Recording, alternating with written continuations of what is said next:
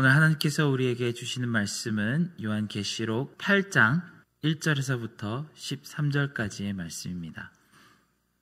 요한계시록 8장 1절에서부터 13절까지의 말씀을 저와 여러분이 한 절씩 교독하시고 마지막 13절을 함께 읽겠습니다. 일곱째 인을 떼실 때에 하늘이 반 시간쯤 고요하더니 내가 보매 하나님 앞에 7 천사가 서 있어 7 나팔을 받았더라. 또 다른 천사가 와서 제단에 서서 금 향로를 가지고 많은 향을 받았으니 이는 모든 성도의 기도와 합하여 보좌 앞 금 제단에 드리고자 함이라. 향연이 성도의 기도와 함께 천사의 손으로부터 하나님 앞으로 올라가는지라. 천사가 향로를 가지고 제단의 불을 담아다가 땅에 쏟음에 우레와 음성과 번개와 지진이 나더라. 7 나팔을 가진 7 천사가 나팔 불기를 준비하더라. 첫째 천사가 나팔을 부니 피 섞인 우박과 불이 나와서 땅에 쏟아지매 땅의 3분의 1이 타버리고 수목의 3분의 1도 타버리고 각종 푸른 풀도 타버렸더라. 둘째 천사가 나팔을 부니 불붙는 큰 산과 같은 것이 바다에 던져지매 바다의 3분의 1이 피가 되고 바다 가운데 생명 가진 피조물들의 3분의 1이 죽고 배들의 3분의 1이 깨지더라. 셋째 천사가 나팔을 부니 횃불같이 타는 큰 별이 하늘에서 떨어져 강들의 3분의 1과 여러 물샘에 떨어지니 이 별의 이름은 쓴 쑥이라. 물의 3분의 1이 쓴 쑥이 되매 그 물이 쓴 물이 되므로 많은 사람이 죽더라. 넷째 천사가 나팔을 부니 해 3분의 1과 달 3분의 1과 별 3분의 1이 타격을 받아 그 3분의 1이 어두워지니 낮 3분의 1은 비추임이 없고 밤도 그리하더라. 함께 읽겠습니다. 내가 또 보고 들으니 공중에 날아가는 독수리가 큰 소리로 이르되 땅에 사는 자들에게 화가 있으리니 이는 새 천사들이 불어야 할 나팔 소리가 남아있음이로다 하더라. 아멘. 많은 신앙인들이 성경을 읽을 때 종종 기피하는 말씀들이 있습니다. 가령 레위기처럼 율법이 가득히 등장하는 부분을 읽기 어려워하고 예언서에도 많은 민족들을 벌하시겠다고 하나님이 잔혹한 분노가 담기는 말씀을 볼 때 그 말씀이 불편해서 읽기 어려워합니다. 그리고 또한 요한계시록에 등장하는 이런 심판에 대한 말씀도 우리가 자주 찾아서 읽게 되는 말씀은 아닐 것입니다. 이 안에 담긴 우주적인 멸망 이야기와 하나님의 진노와 대환란에 대한 예언이 우리 마음을 참 어렵게 하기 때문입니다. 특히나 이것이 마지막 때에 반드시 있을 일이라고 경고하시는 말씀이기 때문에 더욱 그렇습니다. 우리 세계의 마지막이 점점 다가오고 있다는 것을 알면서도 가급적이면 내 때에는 오지 않았으면 하는 생각이 듭니다. 마치 언제 터질지 모르는 이 시한폭탄이 적어도 내 손에 있을 때만큼은 터지지 않았으면 하는 그런 심정으로 심판을 우리는 바라보게 됩니다. 오늘 말씀에 나오는 것과도 같은 범우주적인 심판을 볼 때 우리의 마음은 어떻습니까? 하나님께서 심판을 내리시는 그 날을 우리는 어떤 모습으로 바라보게 될까요? 온 세계가 소란스럽고 이제까지 우리가 굳건히 믿어왔던 이 세계의 질서가 무너질 때 우리는 여전히 담대하게 신앙 안에서 평안을 유지하고 있을까요? 아니면 혼란 속에서 멸망하는 사람들과 함께 두려움에 휩싸이게 될까요? 항상 우리는 스스로에게 물어보게 됩니다. 거룩한 하얀 보좌의 심판이 시작될 때 그 보좌 위에 앉으신 하나님과 어린 양을 보며 사람들이 양과 염소로 나누어 그 영원한 운명이 결정될 때 우리의 위치는 어디에 있을까 고민을 하게 됩니다. 그래도 우리는 이제까지 열심히 교회 다니며 신앙생활도 하고 성경도 배웠고 또 그것을 지키려고 애를 쓰려고 노력을 했으니 양무리에 속하게 될까요? 아니면 하나님의 말씀은 배웠지만 여전히 성품이 병원화가 없었고 많은 사람들에게 교회 직분 집사로 장로로 권사로 불렸지만 하나님이 최우선 되시는 삶을 살지 않았기 때문에 염소의 무리와 함께 영원한 형벌로 향하게 될까요? 우리는 계시록을 읽는 내내 과연 나는 양인가 염소인가를 고민하며 이 글을 마주보게 됩니다. 오늘 말씀이 있기 직전에는 그 유명한 14만 4천 명의 장면이 나타났습니다.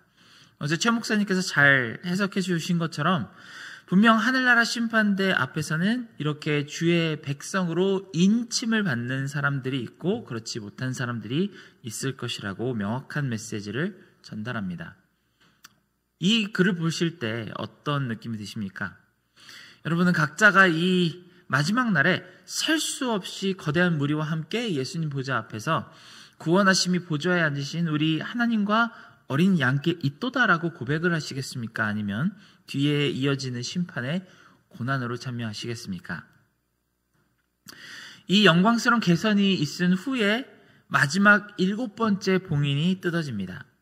이 7번째 봉인은 전에 6개와는 다르게 그 안에 새로운 세트의 나팔의 심판이라는 것이 들어 있습니다. 이 안에는 하나님이 창조하신 이 자연세계를 완전히 붕괴하는 굉장한 심판이 담겨 있습니다. 7번째 봉인이 풀리고 나서 한동안은 폭풍전야의 고요가 있었다고 기록합니다. 그동안 천사는 하나님에게 성도들의 기도가 담긴 이 향로를 올려드린다고 했는데 이 안에 담긴 내용물들이 세상에 쏟아지니 재앙이 임했다고 합니다. 도대체 이 기도에는 어떤 내용이 담겨 있기에 이런 일이 일어난 것일까요? 많은 성경학자들은 이 요한계시록을 특별히 초대교회 당시의 성도들의 마음에 그리고 그들의 상황에 더 집중해서 보아야 한다고 설명합니다. 우리 시대 많은 그리스도인들, 특히 진짜 신앙에 깊은 고백이 있는 것이 아니라 문화적으로 우리 가족이 크리스천이기 때문에 나도 크리스천이 된 그런 그리스도인들과는 본질적으로 다른 모습을 우리 초대교회 사람들은 가지고 있었을 것입니다. 그들은 정말 예수님의 이름 때문에 순교를 당하고 그들의 가정이 희생이 되며 사회 속에서 매장당하는 것을 두려워하지 않았던 진짜 그리스도인들이었습니다. 언뜻 생각을 해봐도 그들의 기도는 우리의 기도와는 무언가 좀 차원이 다른 기도를 올려드렸을 것이 분명합니다. 우리의 기도는 어떻습니까? 우리는 가족들이 건강하게 해주시고 사업 잘 되게 해주시고 또 우리 아이들이 좋은 학교나 직장에 가게 해달라고 그렇게 주로 기도를 합니다. 하지만 초대교회 사람들의 기도는 어떤 내용을 기도했을까요? 그들을 잔혹한 방식으로 핍박하는 로마 사회에서 그들은 구원을 위해 기도를 했으며 죄 용서를 위해 기도하고 천국을 위해서 기도했을 것입니다. 또 한편으로는 마치 적그리스도와 같이 행동하며 그리스도를 모욕하는 그 당시 로마 사람들에게 하나님의 공의가 이루어지기를 기도했을 것입니다. 요한계시록에는 당시 로마 사회에 대한 공의의 요구가 여러 군데에 녹아 있습니다. 가령 우리가 익히 들어본 666이라는 숫자가 이마에 쓰인 짐승은 우리 시대엔 굉장히 다양한 모습으로 해석하지만 당시 요한 사도가 살던 세대 사람들은 곧바로 이 666의 짐승을 들었을 때 네로 황제를 떠올릴 수밖에 없는 그 심볼이었다고 합니다. 이와 같이 그리스도를 대적하는 권세와 제국의 폭력 앞에 놓인 그들은 하나님의 공의가 이루어지기를 기도했습니다. 또한 하나님의 나라가 하루라도 빨리 도래하게 해달라고 간절히 기도했습니다. 이런 종류의 기도는 의외로 구약에 있는 하박국 선지자에게서 그 좋은 예를 찾아볼 수 있습니다. 하박국 선지자는 하나님에게 맨 처음부터 이렇게 기도합니다. 여호와여, 내가 부르짖어도 주께서 듣지 아니하시니 어느 때까지리이까? 내가 강포로 말미암아 외쳐도 주께서 구원하지 아니하시나이다. 어찌하여 내게 죄악을 보게 하시며 패역을 눈으로 보게 하시나이까? 겁탈과 강포가 내 앞에 있고 변론과 분쟁이 일어났나이다. 이러므로 율법이 해이하고 정의가 전혀 시행되지 못하오니 이는 악인의 의인을 애워쌌으므로 정의가 굽게 행하여 지민이이다. 세상 권세를 잡은 악한 세력 앞에 목숨 바쳐 신앙 지키는 사람들이 이렇게 기도할 수밖에 없었을 것입니다. 그 세대의 어그러짐을 위해서 기도할 수밖에 없었고 이기적인 욕심을 채우고자 폭력을 휘두르며 거짓과 속임수를 일삼는 사람들이 합당한 보응을 받게 해달라고 기도합니다. 이런 기도가 하나님께 올려드릴 향로 안에 담겨 있습니다. 그리고 이런 기도를 들으신 하나님께서는 이제부터 시작하시는 심판에 바로 7 나팔 안에 담겨 있습니다. 이 7 나팔의 재앙은 마치 창세기의 창조 기록을 반대로 역행하는 듯한 모습이 담겨 있습니다. 죄는 인간이 지었는데 그 심판과 파괴를 자연이 받고 있는 모습을 볼 수 있습니다. 땅이 타버리고 수풀이 전소되고 물이 극도로 오염됩니다. 그 안에 있는 많은 생물들과 사람들이 죽임을 당했다고 기록하죠. 그리고 마지막엔 독수리가 날며 이런 환경에 살게 된 사람들에게 커다란 화가 미쳤다고 아직도 심판은 끝나지 않았다고 3번 외치며 오늘 구절이 마무리됩니다. 존 칼빈은 처음 세상을 하나님께서 지으실 때 사람에 대한 극한의 배려와 사랑을 담아 우리가 아는 순서대로 창조하셨다고 합니다. 한번 상상해보면 하나님께서 우리를 마지막 날에 만들지 않으시고 셋째 날이나 넷째 날쯤 만드셨으면 어떤 일이 있었을까요? 그때는 아직 자연환경이 미완성인 시기였습니다. 천체와 지면도 완전하지 않고 주변이 황량하고 생물이 하나도 없었던 때였을 것입니다. 그런 곳에서 첫 인류는 생존하기 어려웠겠죠. 하지만 하나님께서 모든 자연 환경을 완벽하게 완성하신 다음에 가장 아름답고 평안한 장소에 우리를 두셨다고 합니다. 우리식으로 말하자면 이 짓담한 아파트에 우리를 입주시키신 것이 아니라 완벽하게 모든 것이 다 지어진 아파트에 입주하게 하신 것입니다. 그러니 우리 첫 인류는 아무런 도구도 없이 심지어 옷 한 벌 없이도 아담과 하와가 머물러도 아무런 위협이 없는 그런 좋은 곳이었습니다. 그런데 인간이 죄를 지을 때마다 하나님은 땅을 저주하셨습니다.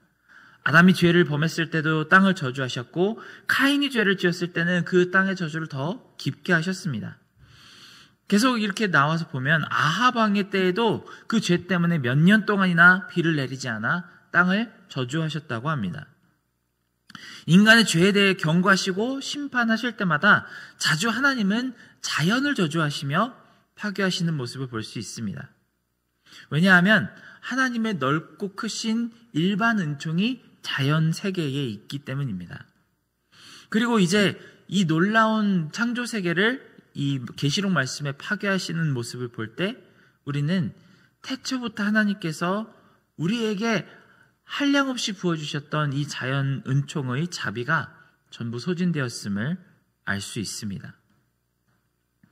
이 말씀을 요즘 우리 세대의 세상에 비추어 보면 정말 두려운 마음이 많이 들죠. 불타는 땅과 오염된 물과 전소된 녹음 때문에 이 땅 위에 사는 사람들에게 큰 화가 미치는 장면은 지난 2000년 교회사 전체를 통틀어 보아도 누가 봐도 지금 딱 우리 세대를 가리키는 특징인 것으로 보입니다.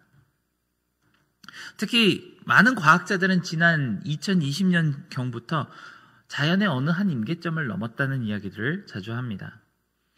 돌이킬 수 없는 선을 넘었다고 설명합니다. 그러니 우리는 더욱 두렵고 떨리는 마음을 외면할 수가 없습니다.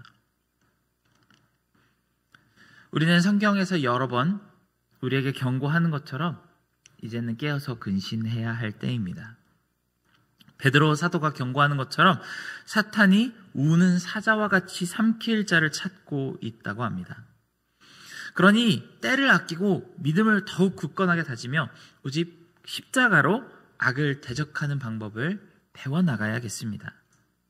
우리 마지막 때를 살아가는 우리의 기도는 우리의 삶보다 훨씬 더 깊고 성숙해져야만 합니다. 그저 우리의 삶의 문제에만 맴도는 기도가 아니라 하나님 나라의 향로에 담길 기도, 그리고 하나님의 사랑과 공의를 구하는 기도를 올려드려야만 하겠습니다. 함께 기도하겠습니다. 사랑하는 하나님 아버지, 우리가 인식을 하고 있던 그렇지 못하던 상관없이 하나님의 날은 천천히 그리고 확실하게 점점 더 우리에게 다가오고 있음을 고백합니다. 이 다가오는 때에 우리가 세상의 사람들과 같이 정말 우리의 삶만 급급해서 사는 그런 삶이 아니라 정말 하나님의 나라를 준비하고 깨어서 기도할 줄 아는 그런 귀한 주의 성도들이 다 되게 하여 주시옵소서. 모든 은혜 감사드리며 예수님의 이름으로 기도드렸습니다. 아멘.